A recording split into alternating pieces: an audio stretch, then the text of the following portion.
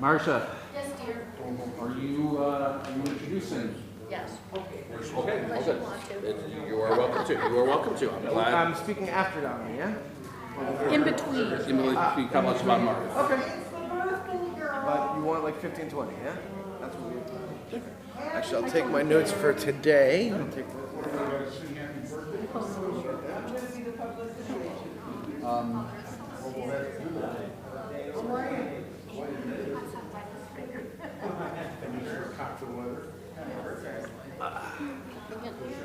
So we'll, I was going to say It's beautiful out there. lovely. When I go, or so when we go in, so just because I've done so few, I've barely done Shabbat dinners here. Okay, that's good. So we do all right. So we do Shalom Aleichem. You like to do Shalom Aleichem?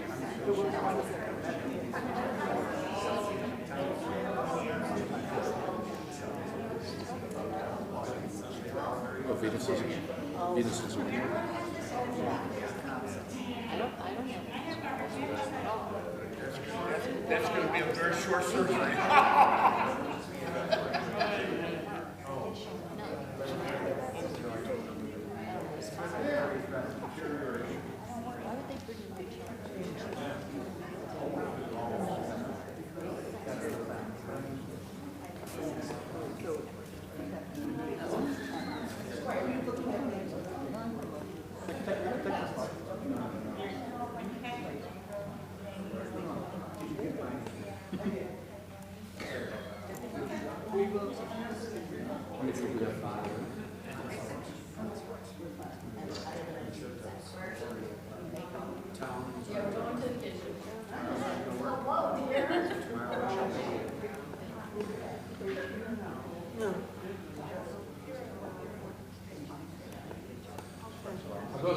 Good, how are you? Good.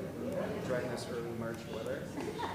Yeah, you know, it's wet snow, right? It's like very wet and too much. Yeah, so it's early March. How's everything else otherwise? It's almost like sleep. Yeah. So just be kind of like this isn't blizzard. No. Yeah, it's just like a crazy. And maybe by the time we have to leave, it'll be more snow-like and much rain. That's what they predict. That's what they predict. Yeah, just a little bit nicer. More snow like? Toronto's going to get quite a lot. I'd rather that than this rainy snow. I've heard very good. This gets you wet. That's what I'm saying. The other, you have to plug to, have What is to. it? It's a radio station, like it's basically Niagara Falls. 6 of one, half a dozen the other, right? It's gonna be Yeah, well, anyway. the wets and the stuff. Good, buddy. Yeah. We lost our one little, we had one little leaf sitting on that tree. It finally, after a couple of weeks, it finally dropped. That must mean that spring is coming. I don't know. It was just sitting there and sitting there through the snowstorm, through the blizzard, through everything. It sat there, and all of a sudden one day it was gone. Cool. So it's a little bit more energy expenditure on our part, but Didn't want to. I think it's the same for just whatever we do these days. As we limit, so. But nothing to complain of. Yeah. Got two more.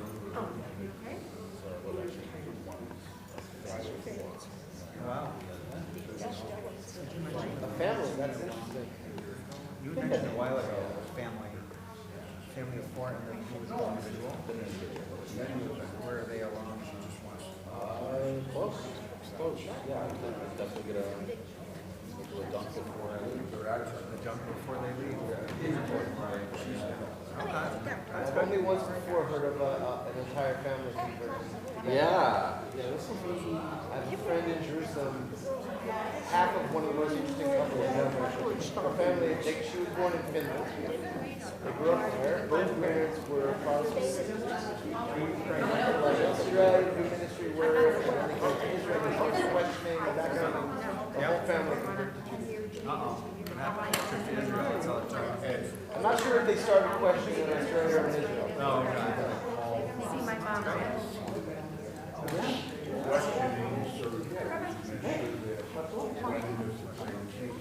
How are you? Oh, that's right, you take our bike.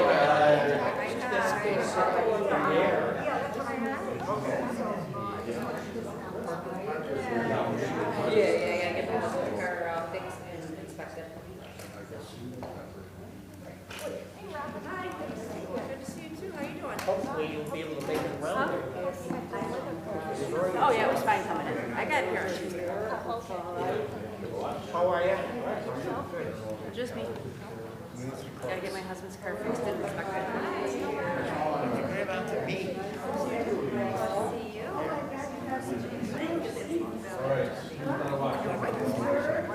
Boy.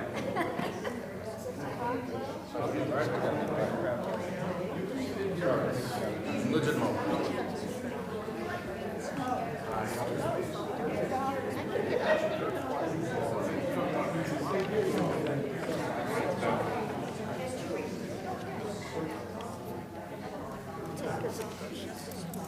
They're so cute.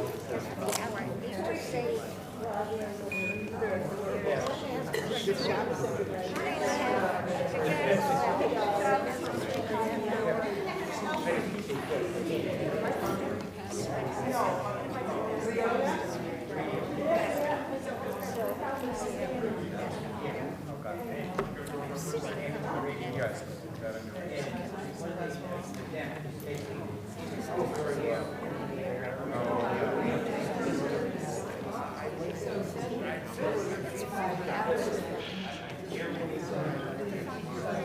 Shabbat Shalom, everyone. Welcome to Temple Beth Tzedek.